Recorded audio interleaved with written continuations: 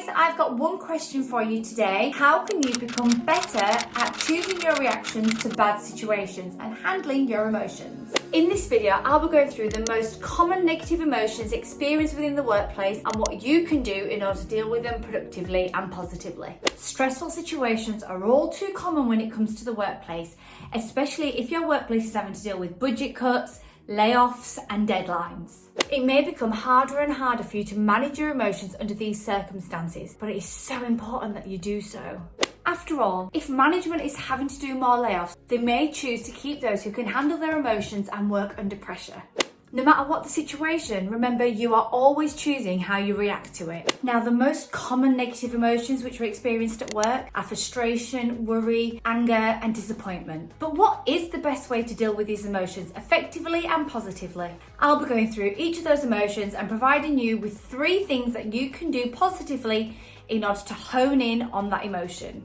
Let's start with frustration. The first thing you can do is stop and evaluate. So mentally stop yourself and look at the situation and really evaluate why are you feeling frustrated. Write it down and be specific. Find something positive about the situation. Often thinking of something positive or thinking about something in a positive way can really change the way in which you think about it. And therefore you can start looking at things in a different way. Remember the last time you felt frustrated and really go back to that moment. And did your frustration really help the situation? Probably not. So it's not going to help the situation right now. So use that as comfort to stop and to deal with it positively. Let's move on to worry and nervousness. So the first thing you need to do is don't surround yourself with worry and anxiety. For example, if you're in the staff room and all your co-workers are talking about pay cuts, they're talking about the deadlines, they're talking about the pressure, then move away from the situation and don't worry with everyone else. Remember, worrying tends to lead to more worrying.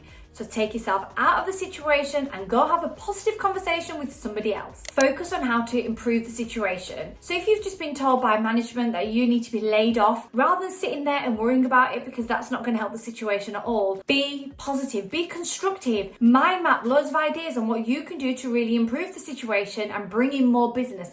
That way you're being proactive, you're keeping your mind in tune with something else and you're distracting yourself from worrying. Write down your worries in a worry log. Now this is a scheduled time in which you will sit down in the day and write down in a book all the different things that you're worrying about. Once you've wrote them down and you've dealt with it, put the book away and don't think about it again. And then provide another time of the day, the following day, in order to deal with those worries again. So you're actually allocating and scheduling time to worry. It's part and parcel of life. But what you need to do during that time of worrying is also come up with solutions. How can you deal with what you're worrying about? What can be a positive solution to that worry? Anger and aggravation. Only you know the early signs of anger.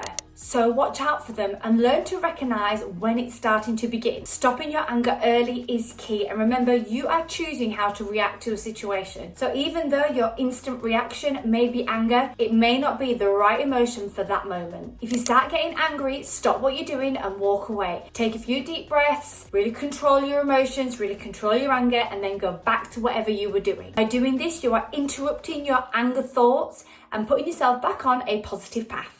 Picture yourself when you're angry. If you can see yourself when you're angry and really imagine what that looks like, sometimes that can give you some perspective on the situation. For example, if you are just about to shout at your co-worker, what are you going to look like? You can be red in the face, waving your arms around, flapping, shouting. Do you really want to work with someone like that?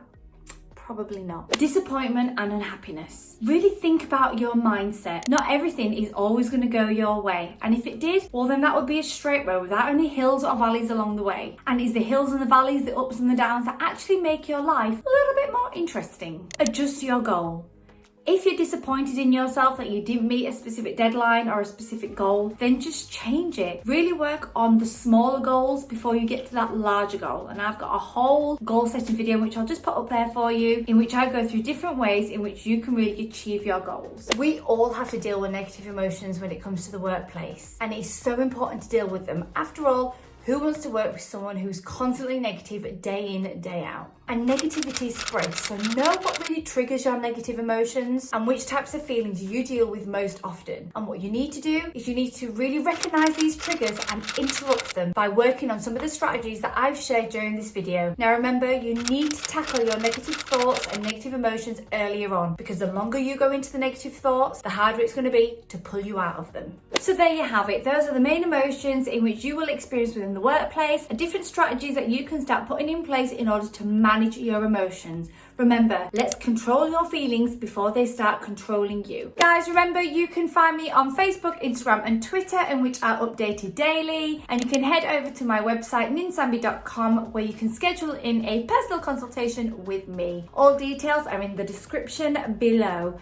But guys, thank you so much for joining me today. Don't forget, if you like this video, give us a thumbs up and subscribe so you don't miss out on any of my future content. Take care, guys. Bye.